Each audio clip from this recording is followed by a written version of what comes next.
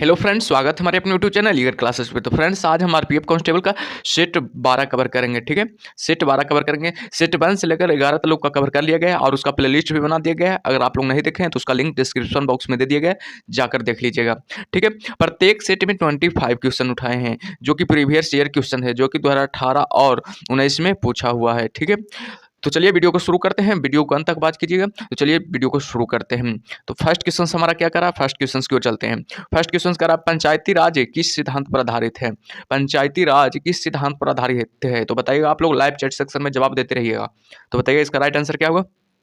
प्रत्येक दिन क्लास 7 बजे होता है, शाम 7 बजे प्रत्येक दिन क्लास होता है। ठीक है, तो बताइएगा इसका राइट आंसर क्या होगा। इसका राइट आंसर हो जाएगा ऑप्शन नंबर सी, लोकतांत्रिक विकेंद्रीकरण के कारण पंचायती राज की सिद्धांत आधारित होता है। ऑप्शन सी हमारा ऑब्सोल्युटली राइट आंसर हो जाएगा।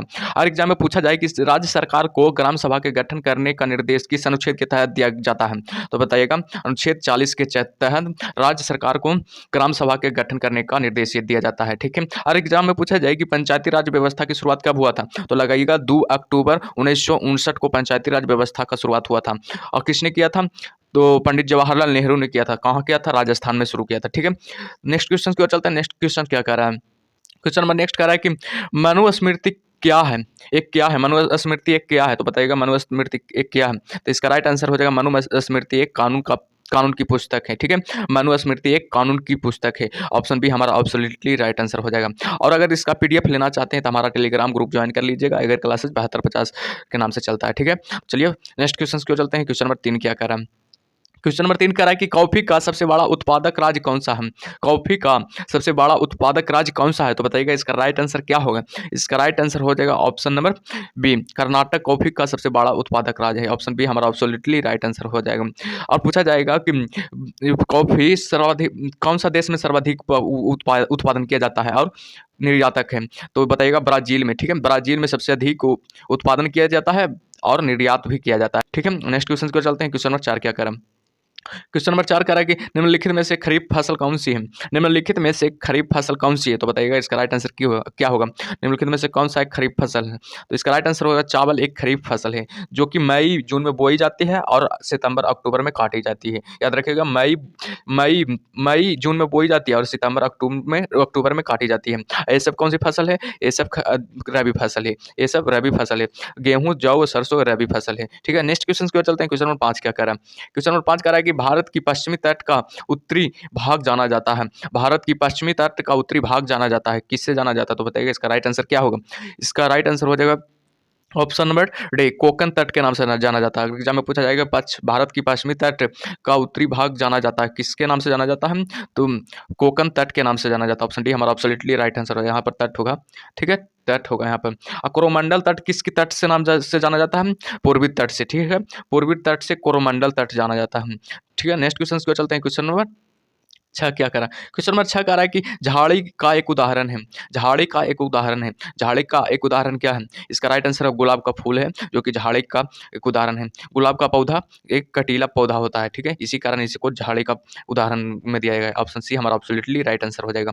नेक्स्ट क्वेश्चन की ओर चलते हैं। क्वेश्चन नंबर 7 क्या कह रहा है? क्वेश्चन नंबर 7 कह रहा है हमारा राष्ट्रीय गीत क्या है? हमारा राष्ट्रीय गीत क्या है? तो बताइएगा इसका राइट आंसर क्या होगा। हमारा राष्ट्रीय गीत क्या है? हमारा राष्ट्रीय गीत हो जाएगा वंदे मातरम। हमारा एक राष्ट्रीय गीत है, जो किसने लिखा था? बंकिम चंद्र चटर्जी ने। एक उपन्यास था बंकिम चंद्र चटर्जी का, उसका नाम था आनंद मठ से लिया गया था। पूछा जाएगा एग्जाम में कि वंदे मातरम किस उपन्यास से लिया गया था? तो बताइएगा आनंद मठ से। किसके द्वारा लिखा गया था? बंकिम चंद्र चटर्जी जी के द्वारा लिखा गया था। ठीक है, और जन गण मन एक कैसे गाना है? तो राष्ट्रीय गान। जन गण मन एक राष्ट्रीय गान है। ठीक है, राष्ट्रीय गान है, जिसका लेखक कौन है? रविंद्रनाथ टैगोर। ठीक है, नेक्स्ट क्वेश्चन की ओर चलते हैं। क्वेश्चन नंबर 8 क्या कह रहा है? क्वेश्चन नंबर 8 कह रहा है कि निम्नलिखित में से किसको चालाकोलिथिक का युग भी कहा जाता है? निम्नलिखित में से किसको चालाकोलिथिक का युग भी कहा जाता है? तो बताइएगा इसका राइट आंसर क्या हो। इसका राइट आंसर हो जाएगा ताम्रपाषाण युग को चालाकोलिथिक युग कहा जाता है। ऑप्शन सी हमारा एब्सोल्युटली राइट आंसर हो जाएगा। ठीक है, तो इसमें ताम्रपाषाण युग में तांबा का सर्वप्रथम खोज हुआ था। ठीक है, इसलिए इसका नाम पड़ गया ताम्रपाषाण युग। तांबा का अगर पूछा जाएगा एग्जाम में कि मानव सबसे पहले किस धातु का खोज किया था? तो बताइएगा तांबा का। ठीक है, नेक्स्ट क्वेश्चन की ओर चलते हैं। क्वेश्चन नंबर 9 क्या कह रहा है? क्वेश्चन नंबर 9 कह रहा है कि मौर्यों के बाद दक्कन एवं मध्य भारत में सबसे प्रसिद्ध राजवंश था। मौर्यों के बाद दक्कन एवं मध्य भारत में सबसे प्रसिद्ध राजवंश कौन था? तो बताइएगा इसका राइट आंसर क्या होगा। इसका राइट आंसर हो जाएगा सातवाहन एक प्रसिद्ध राजवंश था। ठीक है, पूछा जाएगा एग्जाम में कि मौर्यों के बाद दक्कन एवं मध्य भारत में सबसे प्रसिद्ध राजवंश कौन था? तो लगाएगा सातवाहन। ऑप्शन सी हमारा एब्सोल्युटली राइट आंसर हो जाएगा। क्वेश्चन नंबर 10 की ओर चलते हैं। क्वेश्चन नंबर 10 क्या कह रहा है? क्वेश्चन नंबर 10 कह रहा है सिंधु घाटी सभ्यता की लिपि कैसी थी? सिंधु घाटी सभ्यता की लिपि कैसी थी? तो इसमें तो कोई नहीं होगा, इसमें हो जाएगा उदा बाचा योग, उदा उदा बाचे योग। ठीक है, बाचे योग नहीं है। ठीक है, उदा बाचे योग नहीं है, हो जाएगा। नेक्स्ट क्वेश्चन की ओर चलते हैं। क्वेश्चन नंबर 11 क्या कह रहा है? क्वेश्चन नंबर 11 कह रहा है कि निम्नलिखित में से कौन सा शिक्षा प्राचीनतम स्थान है? निम्नलिखित में से कौन सा शिक्षा का प्राचीनतम स्थान है? तो बताइएगा इसका राइट आंसर क्या होगा। इसका राइट आंसर क्या होगा? इसका राइट आंसर होगा तक्षशिला। तक्षशिला शिक्षा का प्राचीनतम स्थान है। तक्षशिला शिक्षा का प्राचीनतम स्थान है। विक्रमशिला की स्थापना किसने की थी?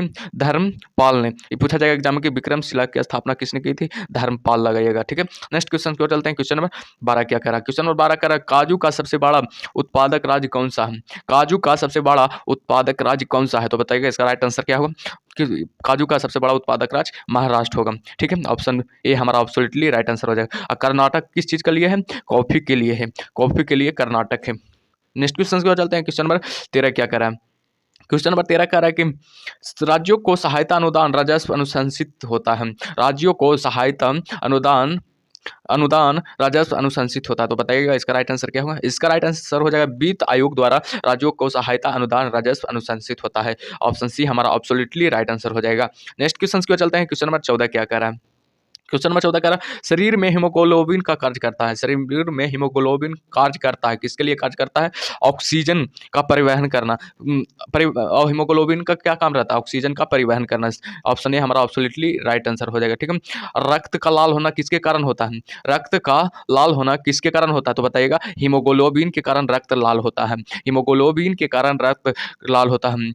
हीमोग्लोबिन एक कैसा रंजक है? हीम नामक रंजक है। हीमोग्लोबिन एक कैसा रंजक है? हीम नामक रंजक है। पूछा जाएगा एग्जाम में ये सब क्वेश्चन। ठीक है, नेक्स्ट क्वेश्चन की ओर चलते हैं। क्वेश्चन नंबर 15 क्या करें? क्वेश्चन नंबर 15 कह रहा है कि निम्नलिखित में से जीव का भौतिक आधार है। निम्नलिखित में से जीवन का भौतिक आधार, जीवन होगा, जीवन का भौतिक आधार क्या है? तो बताइएगा इसका राइट आंसर क्या हो जाएगा। इसका राइट आंसर हो जाएगा प्रोटोप्लाज्मा। प्रोटोप्लाज्मा जीवन का भौतिक आधार है। प्रोटोप्लाज्मा जीवन का भौतिक आधार है। ऑप्शन सी हमारा एब्सोल्युटली राइट आंसर हो जाएगा। रक्त में 55% भाग प्रोटोप्लाज्मा है। पूछा जाएगा एग्जाम में कि रक्त में 55 कितना प्रतिशत भाग प्रोटोप्लाज्मा है? तो बताइएगा 55% भाग प्लाज्मा है। पूछा जाएगा एग्जाम में कि प्लाज्मा में कितना प्रतिशत जल है? पूछा जाएगा एग्जाम में कि प्लाज्मा में कितना प्रतिशत जल है? तो बताइएगा 90% जल प्लाज्मा में है। ठीक है, नेक्स्ट क्वेश्चन की ओर चलते हैं। क्वेश्चन नंबर 16 क्या कह रहा है? क्वेश्चन नंबर 16 कह रहा है कि नींबू और संतरे में उपस्थित अम्ल होता है। नींबू और संतरे में उपस्थित अम्ल होता है। तो बताइएगा कौन सा अम्ल नींबू और संतरे में होता है? इसका राइट आंसर हो जाएगा साइट्रिक अम्ल नींबू और संतरे में उपस्थित अम्ल होता है। ठीक है, और पूछा जाएगा एसिटिक अम्ल किस में उपस्थित होता है? तो सिरका में लगाइएगा एसिटिक अम्ल। ठीक है, ऑक्जेलिक अम्ल में कौन सा? टमाटर में ऑक्जेलिक अम्ल उपस्थित होता है। ठीक है, टमाटर में ऑक्जेलिक अम्ल उपस्थित होता है। ठीक है, नेक्स्ट क्वेश्चन को चलते हैं। क्वेश्चन नंबर 17 क्या कह रहा है? क्वेश्चन नंबर 17 का यकृत द्वारा स्रावित पित्तरस कहाँ संचित होता है? यकृत द्वारा स्रावित पित्तरस कहाँ संचित होता है? तो बताइएगा इसका राइट आंसर क्या होगा। ये सभी बहुत ही महत्वपूर्ण प्रश्न है। इसका राइट आंसर हो जाएगा पित्ताशय में यकृत द्वारा स्रावित संचित पित्तरस पित्ताशय में संचित होता है। ऑप्शन ए हमारा एब्सोल्युटली राइट आंसर हो जाएगा। नेक्स्ट क्वेश्चन को चलते हैं। क्वेश्चन नंबर 18 क्या कह रहा है? क्वेश्चन नंबर 18 कह रहा है कि जीन परिवर्तन किसमें होता है? जीन का परिवर्तन किसमें होता है? तो बताइएगा इसका राइट आंसर क्या होगा। इसका राइट आंसर हो जाएगा डीएनए में जीन का परिवर्तन होता है। डीएनए में जीन का परिवर्तन होता है। और पूछा जाएगा डीएनए का इकाई क्या है? पूछा जाएगा एग्जाम में कि डीएनए का इकाई क्या है? तो बताइएगा जीन। ठीक है, डीएनए का इकाई क्या है? तो बताइएगा जीन एक डीएनए का इकाई है। ठीक है, नेक्स्ट क्वेश्चन को चलते हैं। क्वेश्चन नंबर 19 क्या कह रहा है? क्वेश्चन नंबर 19 कह रहा है कि वायुमंडलीय दाब की माप किससे की जाती है? वायुमंडलीय दाब की माप किससे की जाती है? तो बताइएगा इसका राइट आंसर क्या होगा। इसका राइट आंसर हो जाएगा बैरोमीटर से वायुमंडलीय दाब की माप की जाती है। बैरोमीटर से वायुमंडलीय दाब की माप की जाती है। ऑप्शन बी हमारा एब्सोल्युटली राइट आंसर हो जाएगा। नेक्स्ट क्वेश्चन को चलते हैं। क्वेश्चन नंबर 20 क्या कह रहा है? क्वेश्चन नंबर 20 कह रहा है कि कौन सा देश गेहूं का अग्रणी देश उत्पादक देश माना जाता है? कौन सा देश गेहूं का अग्रणी उत्पादक देश माना जाता है? तो बताइएगा इसका राइट आंसर क्या होगा। आप लोग बताइएगा इसका राइट आंसर हो जाएगा ऑप्शन नंबर ए। चीन को गेहूं का सबसे अधिक उत्पादक देश माना जाता है, ठीक है। ऑप्शन ए हमारा ऑब्सोल्युटली राइट आंसर हो जाएगा, ठीक है। नेक्स्ट क्वेश्चन की ओर चलते हैं। क्वेश्चन नंबर नेक्स्ट क्या कर रहा है? क्वेश्चन नंबर नेक्स्ट कर रहा है क्वेश्चन नंबर किस क्या कर रहा है? क्वेश्चन नंबर किस कर रहा है? संसार की सबसे लंबी नदी कौन सी है? संसार की सबसे लंबी नदी कौन सी है? तो बताइएगा इसका राइट आंसर क्या हो? इसका राइट आंसर हो जाएगा ऑप्शन नंबर बी। नील नदी संसार की सबसे लंबी नदी है। और पूछा जाएगा भारत की सबसे लंबी नदी कौन सी है? तो गंगा नदी भारत की सबसे लंबी नदी है। गंगा नदी भारत की सबसे लंबी नदी है, ठीक है। नील नदी किस झील से निकलती है? पूछा जाएगा एग्जाम में कि नील नदी किस झील से निकलती है? तो बताइएगा विक्टोरिया झील से नील नदी निकलती है। विक्टोरिया झील से नील नदी निकलती है, ठीक है। विक्टोरिया झील से नील नदी निकलती है। ये कहाँ जाकर गिरती है? भूमध्य सागर में जाकर गिरती है। नील नदी कहाँ जाकर गिरती है? भूमध्य सागर में जाकर गिरती है, ठीक है। नेक्स्ट क्वेश्चन की ओर चलते हैं। क्वेश्चन नंबर 22 क्या कह रहा है? क्वेश्चन नंबर 22 कह रहा है कि द्विसदनीय विधायिका वाले राज्य में उच्च सदन को कहा जाता है। द्विसदनीय विधायिका वाले राज्य में उच्च सदन को कहा जाता है। बताइएगा इसका राइट आंसर क्या हो? इसका राइट आंसर हो जाएगा विधान परिषद को द्विसदनीय विधायिका वाले राज्य में उच्च सदन कहा जाता है। पूछा जाएगा एग्जाम में कि विधान परिषद को किस राज्य में उच्च सदन को किस राज्य विधायिका वाले राज्य में उच्च सदन कहा जाता है? तो बताइएगा द्विसदनीय विधायिका वाले राज्य में। ऑप्शन बी हमारा एब्सोल्युटली राइट आंसर हो जाए। पूछा जाएगा एग्जाम में कि विधान परिषद द्विसदनीय विधायिका वाले राज्य में उच्च सदन होते हैं। ऑप्शन बी हमारा एब्सोल्युटली राइट आंसर हो जाएगा। ये किस अनुच्छेद के तहत लिया गया है? विधान परिषद किस अनुच्छेद के तहत लिया गया है? तो वो बताइएगा अनुच्छेद 164 के तहत विधान परिषद को लिया गया है। 164 के तहत विधान परिषद को लिया गया है, ठीक है। नेक्स्ट क्वेश्चन को चलते हैं। क्वेश्चन नंबर 23 क्या कह रहा है? क्वेश्चन नंबर 23 कह रहा है शब्द फ्यूरर किसके लिए प्रयुक्त होता है? शब्द फ्यूरर किसके लिए प्रसिद्ध होता है? तो बताइएगा शब्द फ्यूरर किसके लिए प्रसिद्ध होता है? तो हमारा राइट आंसर हो जाएगा ऑप्शन नंबर हिटलर के लिए शब्द फ्यूरर प्रसिद्ध होता है। हिटलर के लिए सर्वफ्यूर प्रसिद्ध होता है। अरे अगर पूछा जाए कि फ्यूरर का अर्थ क्या होता है? फ्यूरर का अर्थ क्या होता है? सर्वमान्य नेता। याद रखिएगा सर्वमान्य नेता फ्यूरर का अर्थ होता है। सर्वमान्य नेता फ्यूरर का अर्थ होता है, ठीक है। नेक्स्ट क्वेश्चन की ओर चलते हैं। क्वेश्चन नंबर 24 क्या कह रहा है? क्वेश्चन नंबर 24 कह रहा है लक्षद्वीप समूह कहाँ स्थित है? लक्षद्वीप समूह कहाँ स्थित है? तो बताइए इसका राइट आंसर क्या होगा? लक्षद्वीप समूह कहाँ स्थित है? इसका राइट आंसर क्या होगा? इसका राइट आंसर हो जाएगा अरब सागर में लक्षद्वीप समूह स्थित है। ऑप्शन नंबर ए हमारा एब्सोल्युटली राइट आंसर हो जाएगा। लक्षद्वीप क्या है? एक केंद्र शासित प्रदेश है। लक्षद्वीप केंद्र शासित प्रदेश है, ठीक है। लक्षद्वीप केंद्र शासित प्रदेश है, ठीक है। और पूछा जाए कि लक्षद्वीप की राजधानी कहाँ है? लक्षद्वीप की राजधानी कराची है। याद रखिएगा लक्षद्वीप की राजधानी कराची है, ठीक है। नेक्स्ट क्वेश्चन को चलते हैं। क्वेश्चन नंबर 25 क्या कह रहा है? क्वेश्चन नंबर 25 कह रहा है कि ध्वनि का वेग सर्वाधिक होता है। ध्वनि का वेग किसमें सर्वाधिक होता है? यानी कि ठोस में जब हथौड़ा को पीटा जाता है तो ध्वनि कितना आवाज निकलता है ना, इसलिए ठोस में सर्वाधिक होता है। ध्वनि की का वेग सर्वाधिक किसमें होता है? ठोस में, ठीक है। ठोस में। ऑप्शन डी हमारा एब्सोल्युटली राइट आंसर हो जाएगा। तो आई होप कि वीडियो अच्छा लगा हो तो वीडियो को लाइक और चैनल को सब्सक्राइब कर लीजिएगा। तो चलिए नेक्स्ट वीडियो में मिलते हैं। Okay bye.